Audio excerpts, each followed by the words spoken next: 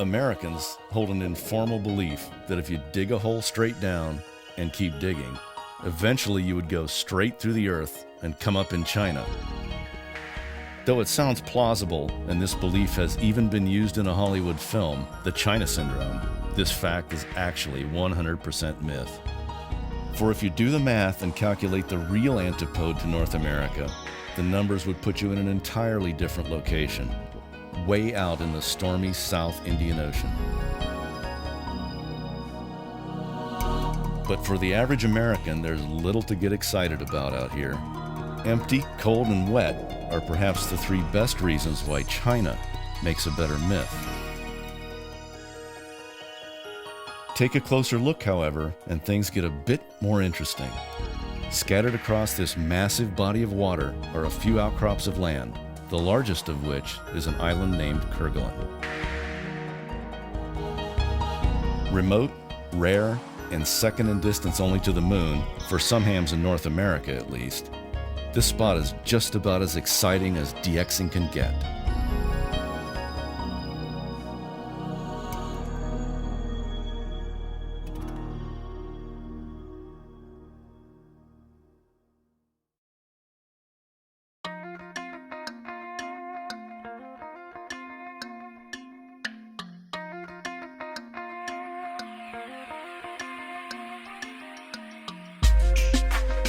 Durban, South Africa's sun-drenched playground on the Indian Ocean and the largest port in the Southern Hemisphere. It's March of 2005, and this bustling city is the starting point for the second Microlight Penguins DXpedition, Destination Kerguelen. This trip has been planned to closely follow the paradigm set during the 2002 trip to South Georgia and South Sandwich. Low power, vertical antennas, and minimal publicity. Another similarity is the choice of transportation, a key element in any Antarctic regional expedition. Though it took considerably more time and expense to reposition her halfway around the world from her home port in New Zealand, the experienced and reliable Braveheart was the logical choice. These low-power, low-profile DXpeditions are designed to keep costs down and logistical problems to a minimum, while at the same time increase the fun factor for both ends of the pileup. To save even more costs, most of the team's antennas were designed and built here in South Africa by Bernie ZS4TX, and almost everything else radio-related was carried in by air. Generators, rope, and other ground hardware were already available on board the ship from previous DXpeditions. But getting to the end of the Earth comes at a heavy price no matter how lean you slice it. And without funding from the Northern California DX Foundation, the team's only sponsor, this DXpedition would have never left the dock. G'day, mate. Ground support, including accommodations and air-to-sea transfers, were provided by the local amateur radio community in Durban, which showed out in full force the night before departure at a specially arranged send-off meeting for the team.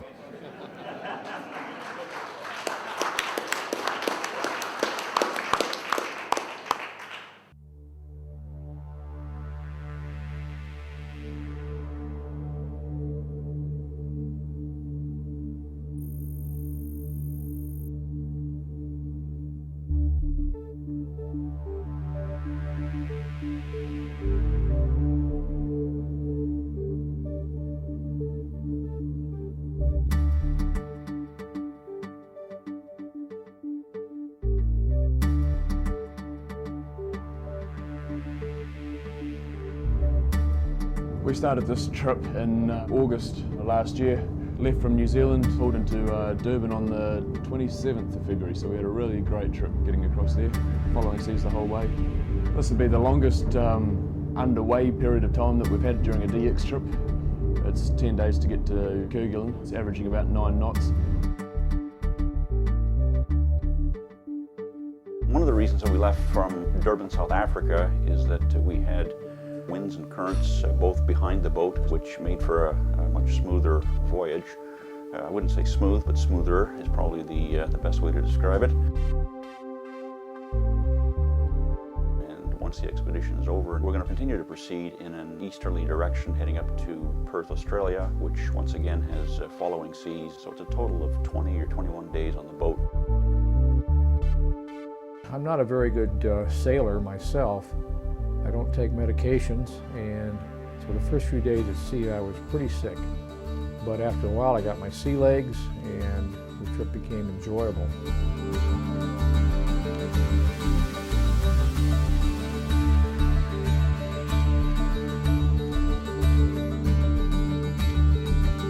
Well, it's my first time on the Braveheart, first time on this kind of expedition. Never been on a boat before, really, apart from crossing the English Channel.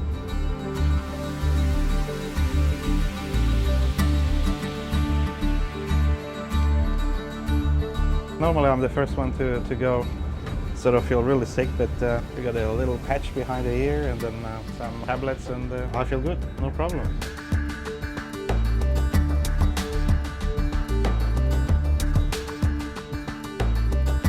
Being stuck on a boat, there's two aspects. One is the boredom. When you're on and you're going, there's not much to do. You know, you look at the water and you look at the birds and you talk with the other people, and there's just not a whole heck of a lot to do. The other part is the physical sickness that people get, the seasickness. We have all sorts of patches and medicines that we use for that.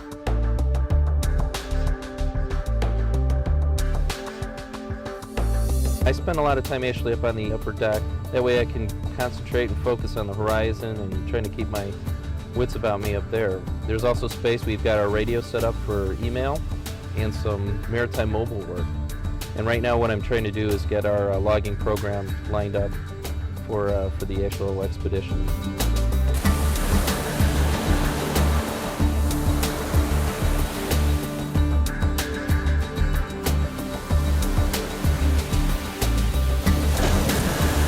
Every day is more or less the same as the previous day. It's very easy to lose the track of time. Normally I try to stick to the routine of getting up at 8, 9 o'clock in the morning, having some cereal or toast. Then we watch a movie for a couple of hours. Then it's lunchtime. Then we have our afternoon session at the movies. Then we have a dinner. And then a night movie. So we are surviving.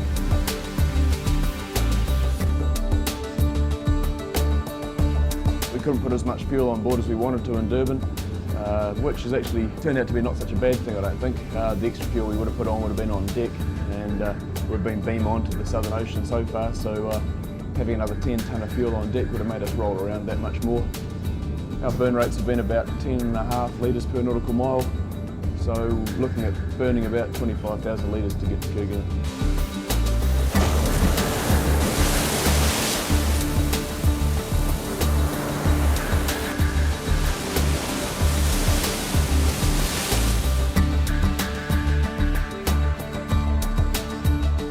We really enjoy the DX trips. They get to take us to places that we wouldn't normally go, and no one else in their right mind wants to go.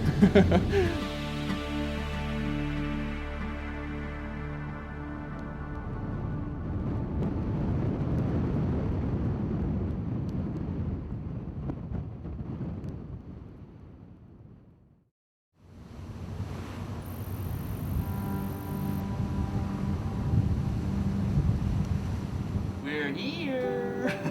We're here, mates.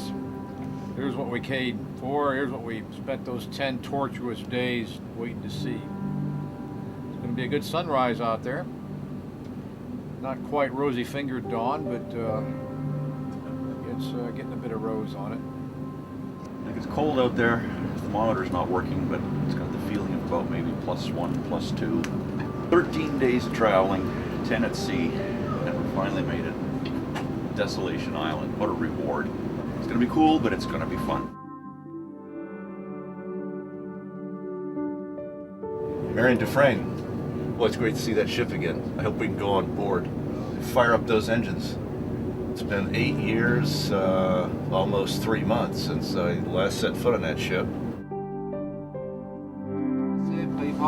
Recevez-vous à vous? Du Braveheart de Disquaire, je vous reçois très bien, 5 sur 5. Donc voilà, bah, écoutez, heureux de vous accueillir sur Kerguelen, et puis je peux vous accueillir sur le quai si vous comptez être là dans combien de temps? Oui, donc on laisse le bateau ici à l'ancre et puis on vient avec le Zodiac, c'est en ordre comme ça à vous? Affirmatif, comme ça, on fait comme ça, on voit les formalités à régler ensemble et puis après je vous laisserai partir sur Port Jeanne d'Arc à vous. Ah mais c'est super, merci beaucoup. Donc on sera chez vous dans un quart d'heure, à vous. Parfait, très bien. Bah, écoutez, pour nous il est 8h20, donc à 8h35, je serai sur le quai pour vous accueillir. Impeccable monsieur, merci infiniment et à tout à l'heure. A tout de suite, merci. Viendra probablement passer vous voir. First stop is the French base at Port-au-Français for landing formalities and instructions from the base director. This base is occupied year-round by a staff of about 100 people, most of whom work in scientific research or satellite tracking for the French space program. Today is the busiest day of the year here at Kerguelen. Their supply ship will be departing this evening and not returning again until September, and there's a large volume of cargo to be exchanged before sunset.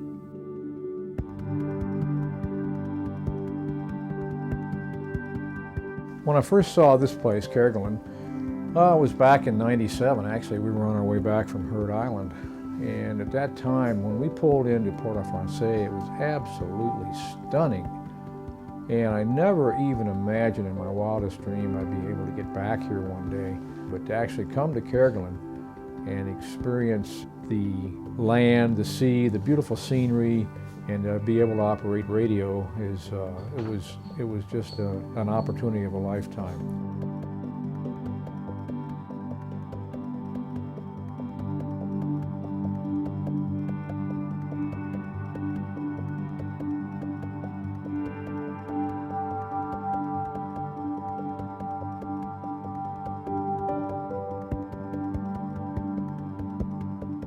Wow, this is just incredible to be back here. A little over 8 years ago, 9V1YC and W3WL and I were here, and I think we all thought that maybe we'd be back here one day, but to actually be here again and see it is just, it's almost overwhelming.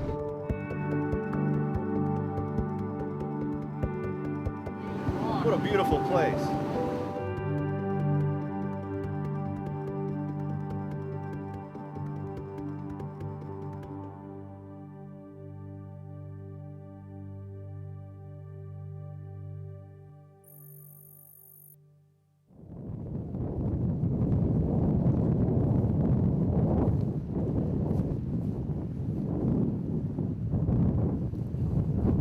We're at this interesting place here called Kerguelen, trying to figure out how we're going to set everything up. It's amazing how the weather changes in no time. When we came in, it was nice and calm and sunny, and then the wind kicked up. But looks good. Our location is in a place called Port Jeanne d'Arc, which is somewhat inland from the larger community of Port-au-France. I was on the initial shore party, and one of the functions we had to do was try and scope things out, figure out how we were going to position the antennas, where we're going to position the stations in the house. And I guess there's some good and bad here. The house was extremely well sealed, which is very nice from an insulation standpoint. The building is very, very sound. However, there were no immediate locations we could find to bring coaxes through. So we actually brought the cables out through the foundation. There's a nice big operating table here. We can fit at least two here.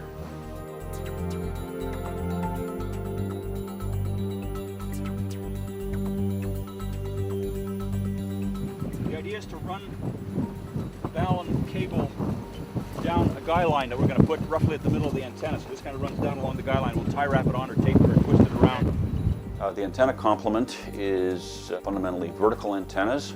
Starting with 160, we have a Battle Creek Special. We also have a Battle Creek clone that was manufactured by N0TT. On the higher bands, 40 and 30, we've got quarter wave elevated radial verticals made by ZS4TX. And on the remaining bands, 20, 15, 10, 17, 12, etc., we're using half wave SVDA vertical antennas, again made by ZS4TX. All the antennas are fed with RG213 coax, and we've managed to get some pretty good lengths out there. Separations between some of the antennas exceeds probably 1,000 or 1,200 feet. So we've got some pretty reasonable isolation, which allows us to operate on adjacent bands. We're in a rather isolated part of the world, as you can probably imagine. It's good in the sense that not very many people have been here, not a whole lot of ham radio has taken place. However, on the downside, we were 11 days out in the boat from Durban, South Africa, and once the expedition is over, we're looking forward to 10 days heading into Perth, Australia, which is not really the most pleasant thing.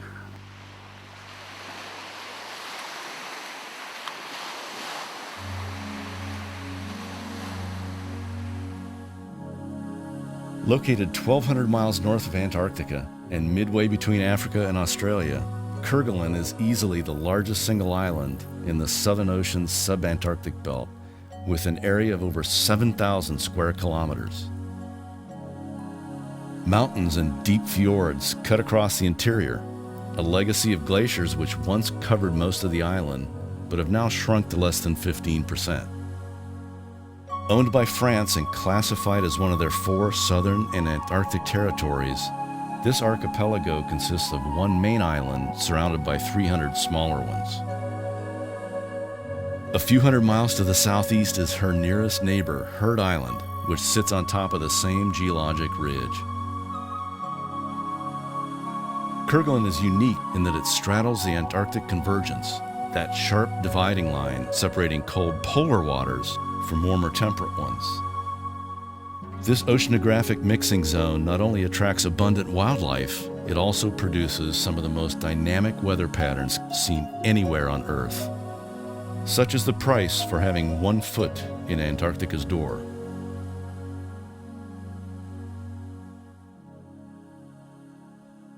Fox Tango 5 X-ray Ocean, listening 194 to 204.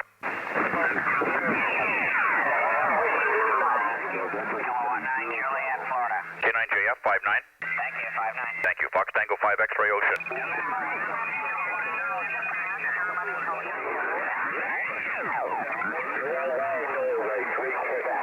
Norway 3 Quebec 5 and 9. Norway 3 Quebec 5 Pennsylvania, good job. NN3Q clear. Thanks, Fox Tango 5 X-ray Ocean, 194 to 204. A pileup is a living organism. It breathes and it moves. Hotel Quebec, Mexico. Hotel Quebec, Mexico 59. Roger, you're also 59 from K9 Hotel Quebec, Mexico. K9 HQM, thank you. It's kind of like, if you're really good at it, you can kind of sense where it's moving next. K8ND 5 and 9. Roger, thank you, 59. Thank you. It's kind of like waves in the ocean. And every now and then, if you can get in synchronization with those waves and get right in the right places at the right time, it's like magic. It's absolutely magic. W4TO 5 and 9. Roger, Hotel, you're 59 from Whiskey 4, Tango Oscar. Thank you. K8NWD 59. USL, you're 59 also, good signal. Thank you. WB4 Yankee Delta Lima 5 and 9. Roger, Whiskey Bravo 4 Yankee Delta Lima 59 Tennessee, QSL. Yep, WB4 YDL, thank you. Fox Tango 5 X-ray Ocean 194 to 204. Again. Number Fox 4 Alpha 5 and 9. Thank you. And 8 Zulu X-ray 59. Yeah, November 8 Zulu X-ray 59. 59, thank you. Thank you. Whiskey 7 Victor, Japan. W7VJ 5 and 9. Hello, thanks, 59. Thank you. It's like a symphony to sit there and listen to him play the pilot. Beautiful. It's just beautiful. Mike Alpha Fox, 39 MAF, 59. 59 MAF, thank you. The house has been completely refurbished. It's in excellent condition. There are 4 or 5 main rooms here. There's a kitchen, there's sleeping areas, there's actually a bathroom, a toilet, a shower even. Not that we've used it or had it functional, but it is here. There is a number of provisions in the kitchen that are set up for emergency purposes for those that may need them who are stranded or whatever. Anyway, we've managed to set up the CW stations in one of the rooms, separated by a sleeping room in the middle, and the SSB stations in another. There's a good shelter outside where we have the generators positioned. They're high and dry, out of the weather. Immediately outside the window, we can see the remnants of the old Norwegian whaling station. It's rather weathered and not in very good condition, obviously. It's deteriorating very quickly, but certainly very, very interesting to look at. There's a couple of buildings on the outside as well. It looks like the French are setting up a small museum. They've managed to salvage a few pieces of machinery and have got them reconditioned sitting inside.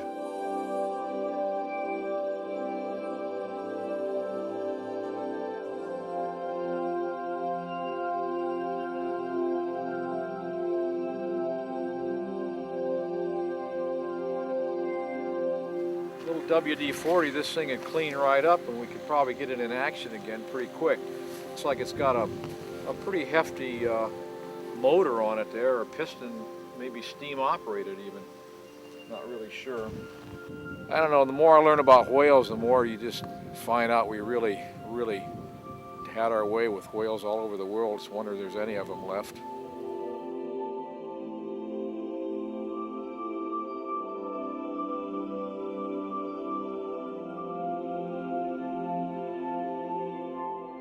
Constructed by the experts of the whaling industry, the Norwegians, this station first opened in 1908 and took the name Jeanne d'Arc from the first ship to arrive. The whale processing plant only operated for a few years before it was put out of business by the newer and more profitable floating ship factories. The same company changed to processing elephant seal oil for a few seasons, but that too failed to turn much of a profit, and by 1929, Port Jeanne d'Arc was closed down for good and abandoned. Film footage taken in the late 1940s by a visiting Australian Antarctic research ship shows the buildings in a gradual state of decay with little attempt at preservation. Interestingly, it was the regular Australian visits to this site which forced France to reclaim full sovereignty over the islands and open up a permanent base here in 1950.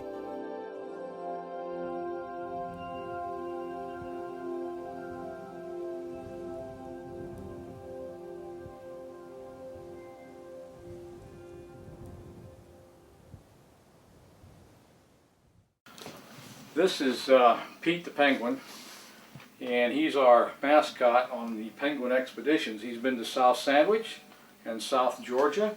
He's also been to Heard Island, and now he's notched up Kerguelen. So he's probably the most traveled penguin in the world. I can't guarantee that because there's nothing to keep the records on traveled penguins, and probably penguins travel all over the South Ocean, the Indian Ocean and what have you, but there's very, very few penguins that have ever been to North America, especially to Atlanta, Georgia, and even more especially to Roswell.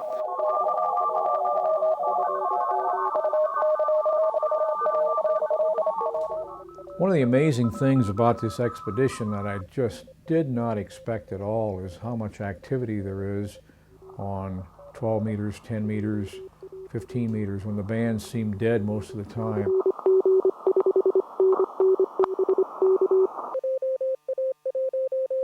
There's so many calls and you don't want to slight anybody, and it's just... All we had to do was get on when the bands were open, which was quite frequently, and there'd be major pileups every time. Like this guy right here, he's probably been trying for hours, and how do you pick him out from all the other ones? You don't know.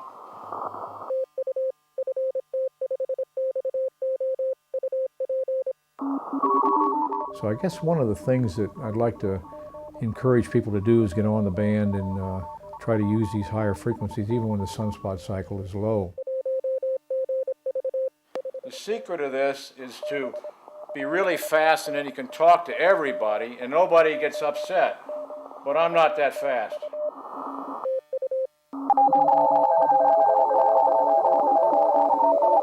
What do you do in a case like this? You spin the knob.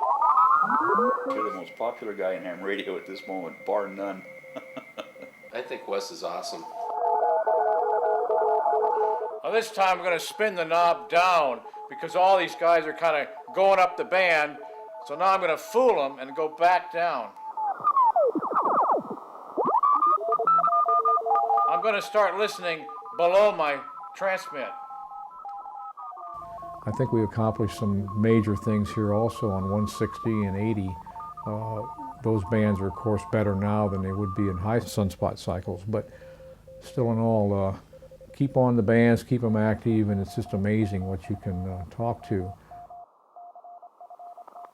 What's really interesting is they all know I shifted down. It just takes just a second and everybody moves down.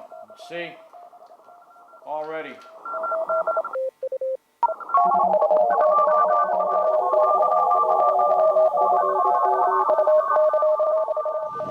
Well, we're having some difficulty with interference when 10 meter loads up. It seems to interfere with pretty much everything. So the plan here is to relocate the 10 up to the top of the hill, which is a maximum distance away, as determined by the amount of coax we have. And we're going to interchange it with one of the 15s. So it's an effort to try and minimize the interference and maybe maximize a few QSOs out of 10 meters, which otherwise seems to perform fairly well.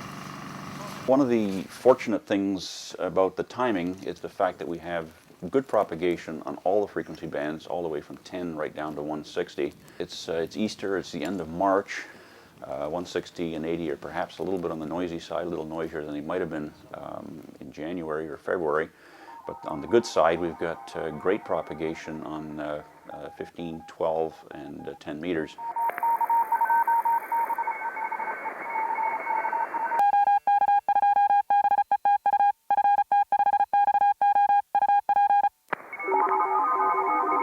FT5XO listening 28512. Charlie Tango 1 X-ray Kilo. Big signal, Charlie Tango 1 X-ray Kilo 59. Okay, Charlie Tango 1 X-ray Kilo. 12 meters is sitting somewhere, I think, around 5,000 Qs, and 10 meters is probably around 4,000, with 1 week gone. Charlie Tango 1 Echo Lima Fox. Charlie Tango 1 Echo Lima Foxtrot 59. Okay, 57. 73, thanks for the 5 and 7, listening 512. Germany 4 X-ray Ocean Peter, Germany 4 X-ray Papa. Well, my role on this trip is different than the role on the last trip. The last trip, shoveling on foam, that's what I did. This trip, I'd mentioned the possibility of going on a DXpedition to some 6 meter friends, or nuts, you might say. And these folks started talking about moon bounce, EME, and this presented several technical difficulties. This presented a lot of things that have really never been done. Moon bounce has never been done from FT5. So I consulted with the group to find out if this would be acceptable, because 6 meters EME, that's not your typical DXpedition. And they've been hugely supportive of this EME business. So I put together the station, which is an FT897, that's the little radio, the computer, a rig blaster, and then Mike Stahl, K6MYC, was nice enough to loan us a 41-foot boomed 6 meter antenna that came in a little tiny package. We put that thing together and put it up, and of course it crashed the first day, a guy broke, and then the group rallied. The group put this thing back together, and we put her back up and put her on the air. Wes, does this look square? I mean, like this and the elements and stuff, what do you think? Here looks like this sags properly. Yeah, those pile-ups, man. Well, listen to that, he has the jargon down. Yes, You'll find that these here are half a wavelength for the 6 meter. Yeah, I know a bit about moon bouncing. 10 days in a leaky boat with you fellas would be... When we made our first cue, our first contact, there was yelling and high fives, and it was truly amazing. I mean, hardened CW ops are going nuts watching this thing. Since that time, we've made 5 and perhaps 6 cues, which is huge. I mean, here we are out in the middle of nowhere, in the middle of the South Indian Ocean, and we're bouncing signals off the moon. When you think about it, that's just amazing. It's really a lot of fun.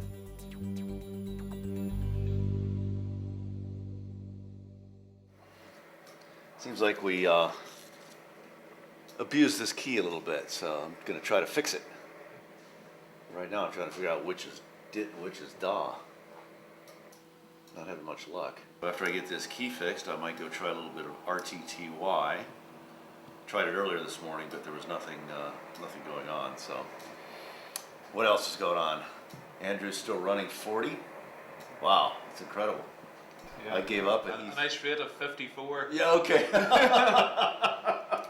And we had a little snow last night, a little bit of blizzard this morning. Actually had precipitation static, but now the sun's out. It's a beautiful day. Of course, that'll change in another 10 minutes. So that's the weather on Kerguelen.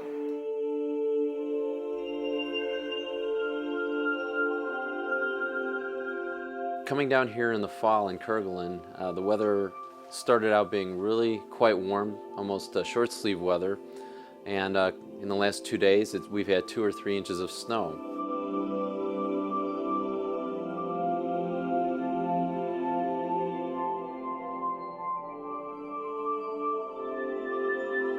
What do they say? If you don't like the weather, wait a few minutes and it'll be completely different.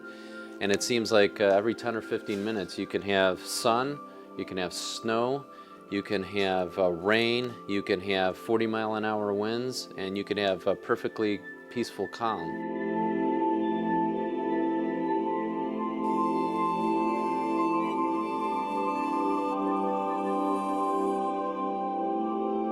When we arrived, it was summer.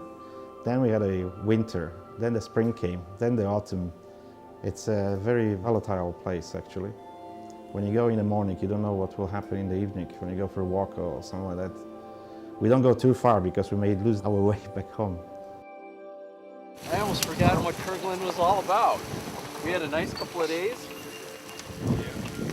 And it's nice and calm and sunny, and then this again.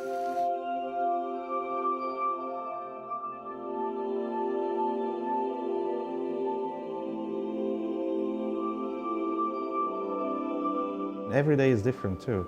The views are different. Whenever the sun comes out, the place changes. The sun goes on, it's different. We have a snow, we have a wind. Unbelievable.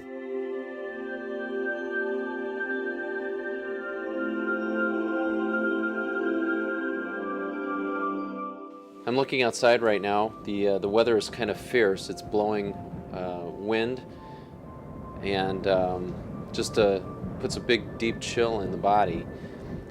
This is totally different from a few days ago when we were setting up the antennas, and actually we were really fortunate to get here when we did, because the weather was quite good, probably around 60 degrees Fahrenheit, and we were able to get the antennas up quite quickly. The next couple of days after that, the winds kicked up to maybe 40 knots, and trying to get these antennas up now in this weather would be really difficult, so we were lucky.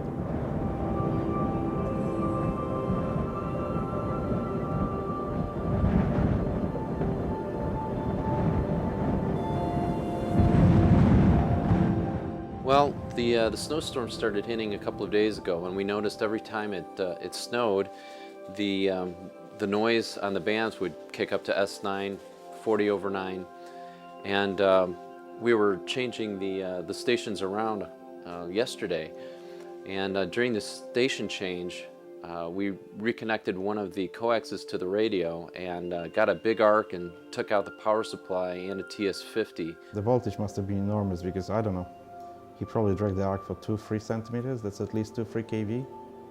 Just made us really aware of the super high voltages that are collecting on the antennas just from these short snowstorms that are hitting.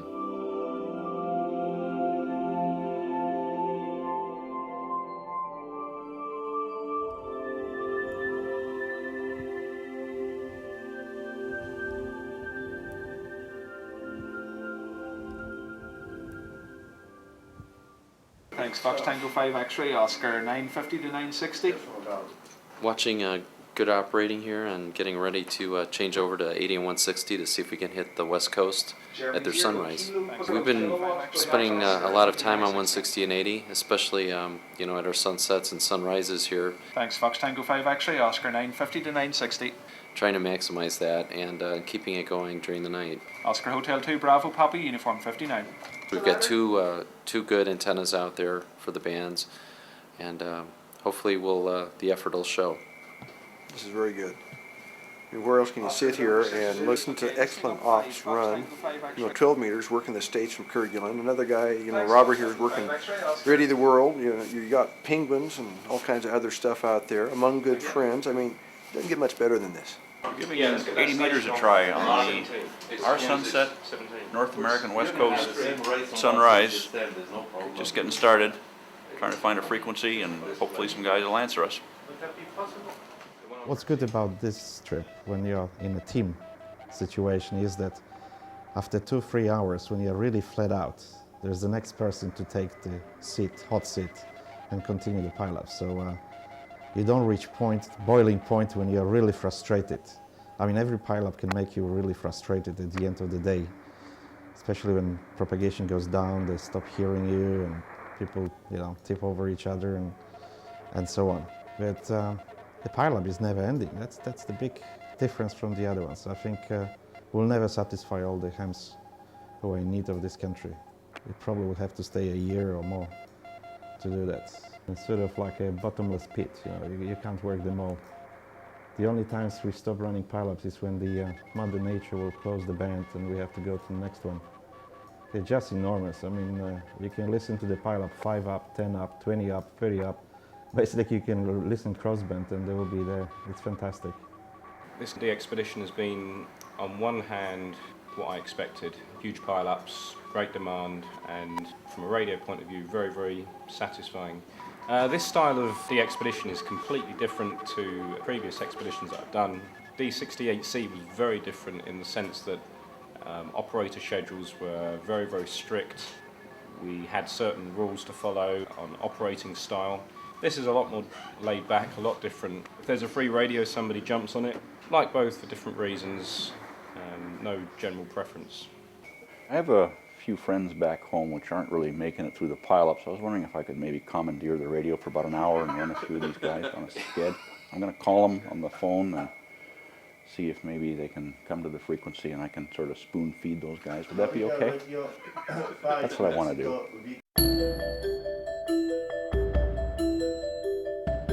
During the night we had a hurricane force wind, and that caused this mast to buckle just above the lower guy ring for some reason. So we're going to take it down, we're going to repair it, get back on the air. It's modeled after the Battle Creek Special and designed to work on 3 bands.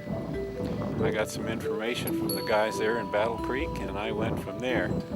Well, this one was tuned for 75 and the other Battle Creek, the original, is tuned for 80 CW. So we can operate either band without mistuning any of the antennas. Both are set up for 160 meters, however. This is called a crump. When an element like that does that, it's called crumping. We have a crump here. Let's take off the good part first. Yeah, we can recover from this 100% just by taking a short length off where the crimp is at, and then there's an adjustment tube in here that we can make up the length difference. So no effect at all, actually. It was just this one little section right here from the tape out to where it actually broke. So we easily compensated by adding the built-in length on here, and that brings it into resonance on all the bands. So not a problem.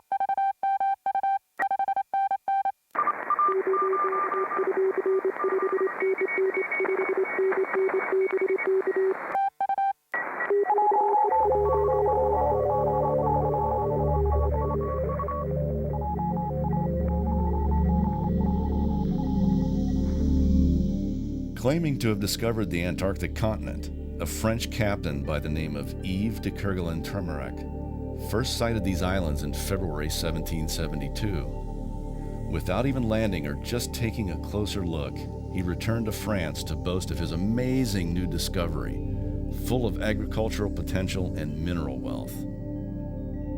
With this impressive claim, the French monarch immediately funded a second expedition for Kerguelen to take possession and colonize La France Australe. When he returned here the following year, however, it became obvious to the expedition that this was a far cry from being the new continent he had described. The unfortunate Captain Kerguelen was sentenced to 20 years in prison for his costly exaggerations.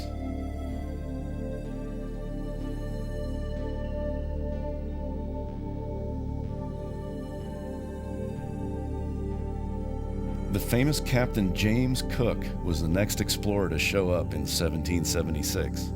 He wrote in his log that Desolation Island might have made a more appropriate choice, despite France's well-documented claims under Kerguelen's name. Not long after Cook's visit, the predictable flow of American sealers descended down here only to slaughter every seal they could find. And by the mid-1800s, once Kerguelen was cleaned out, the sealers used this as a staging base for quick runs down to nearby Heard Island. The Desolation Island Cook described in his logs is actually quite the opposite and remarkably full of life. Lush green slopes, waterfalls, and the usual cast of Antarctic wildlife are just about everywhere on Kerguelen. Human-introduced species, descendants of ship stowaways from 200 years ago, such as rats, rabbits, and cats, can also be found in abundance.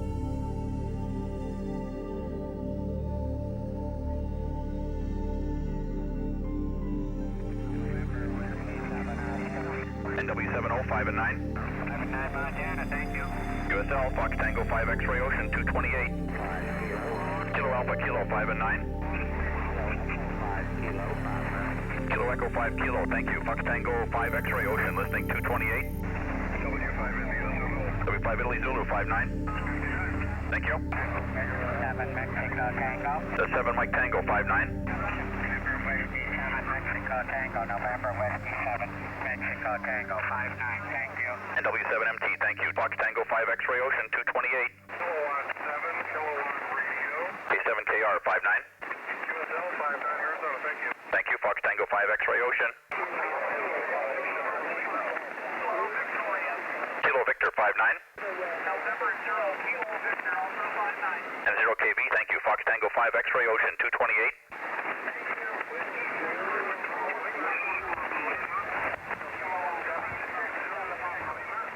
Mike Lima 5 and 9.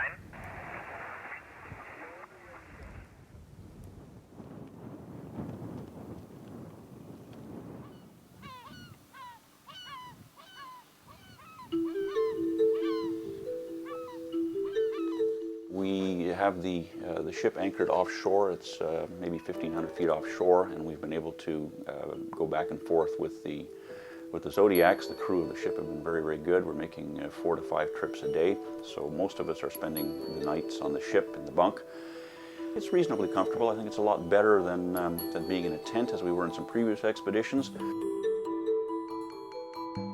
We're here with a total of 18 people. There are 12 official team members, and there are 6 crew members with the ship.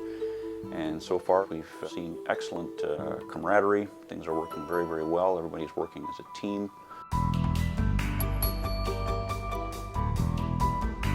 It's photo day at Fox Tango 5 X-ray Oscar. Skip case. I went to Kerguelen and all I got was this stinking t-shirt. Let's pack up now and party the rest of the time, huh? Party! We're not going to be into alphabetical order. Setting things right. This one's backwards too, hang on. They're all backwards on this side. Standing in the wrong place, my friend. I'm not. Just give us a second. That's my flag. You won't have that one. I don't want it, mate. Bernie, are you going to smile for this? Of course. How do we look out there? And the crew of the Braveheart, they are working with us in every respect. Hello. I like Gary. Not you again. They participate in the installation of the antennas and work with us all the problems through generators, not to mention the fact that they feed us and take care of us. It's a wonderful, wonderful group of people. What do you want to know? Propagation or QSOs? Tell us about the pilot. pilot. I know about the moonbeam thing.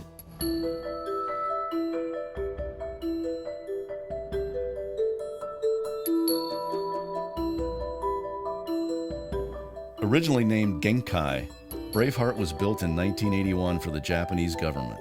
Her all-steel hull is just under 120 feet long, about 20 feet wide, and draws about 13 feet of water.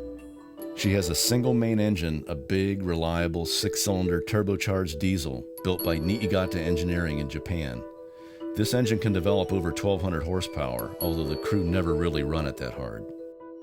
Electricity powers almost all of Braveheart's systems, from engine hydraulics to the furnace, and even the water maker that keeps the fresh water flowing through the taps.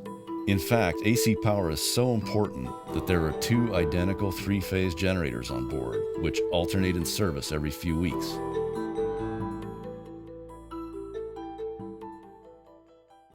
Well, we took a look at the stats, and yesterday we got hurt a little bit. I think it was partially the storms that continually moved through and blew up a radio and really disturbed our operations. About every, I guess, 30 minutes we had another major snowstorm, snow squall, and surprisingly enough they were full of electricity.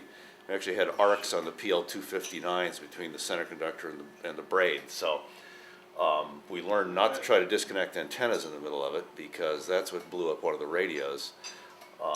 But it did require us to shut down quite often during the night. So as you can see here, unfortunately, Saturday, the weekend, was our lowest day so far. And we had a propagation issue too. I feel kind of naked not having the internet to look at the K-index, but I'm sure the K-index was up Saturday because it was just a tough day. But I'm not sure we want to point this out, but we're 72% CW.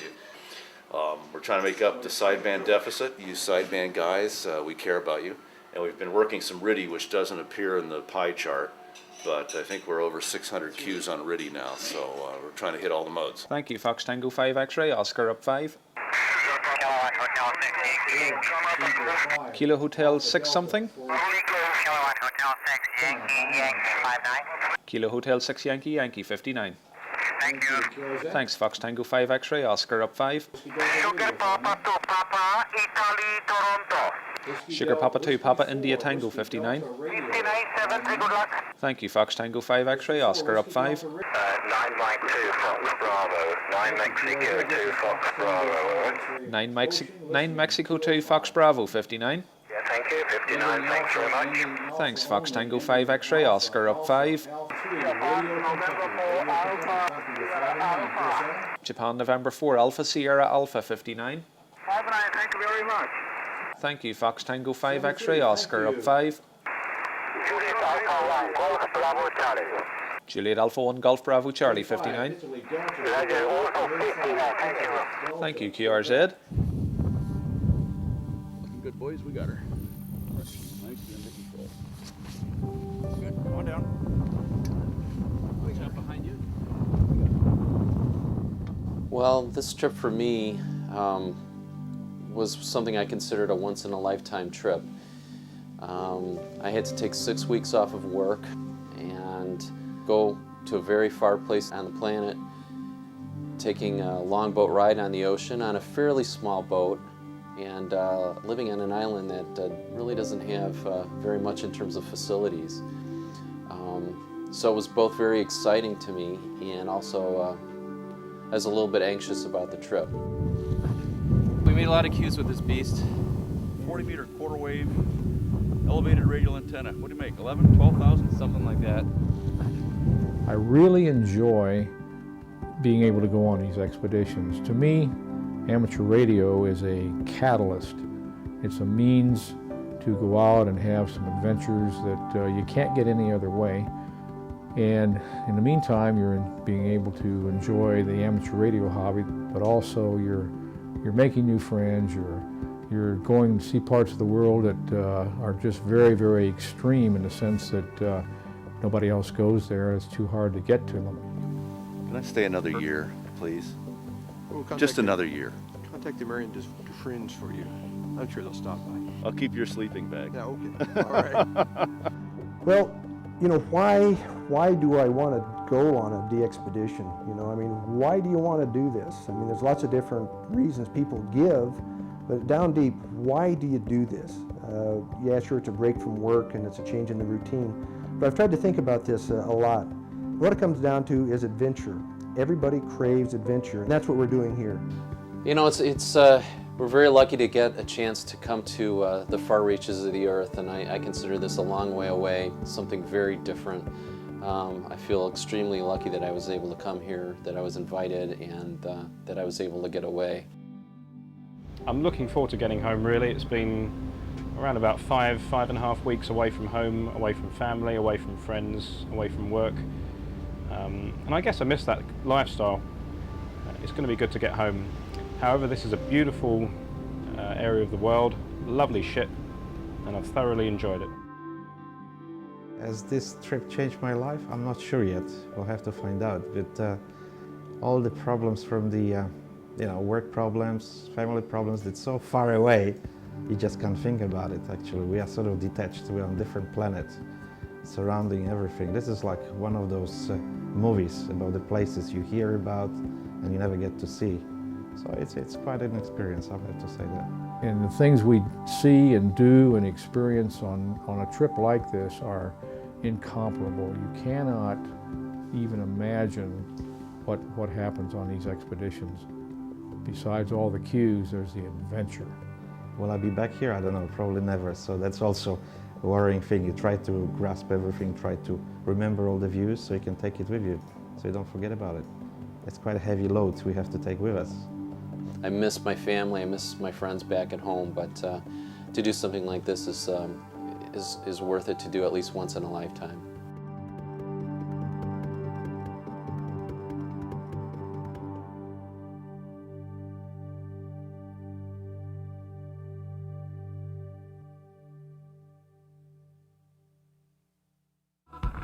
Thank you. This is Whiskey Tango Fox Tango 5 X-Ray Ocean. What am I supposed to say? I missed it. Okay, cut. Don't record this. Drinking on the job, we never do that. No. Good morning, James. Roger that. Don't point that at me to make me feel really self-conscious. Magic. Magic. Jeff, K1ZM, I did work you on 160. I can't say it as deep as Willie Rouge. Thanks, Jimmy. This is Whiskey Tango 5 X-Ray Ocean. Wow, geez, I keep getting it mixed up. Fox Tango 5 X-Ray Ocean. That's enough to stop you being a vegetarian, James? No, I'm laughing because I can see what people can't see from behind the camera. Okay, you can stop, yeah. It's red tape. He's got something to say. Fantastic. He told me to say it. You might want to cut that. Fox Tango 5XO, Fox Tango 5XO, out there in radio land, you could be doing this. This could be, I'm transmitting to the world, waiting for somebody to call back. You can do this, even by yourself. Just go somewhere, iota, anywhere. This is what it's all about. Fox Tango 5XO, Fox Tango 5XO, listening 512.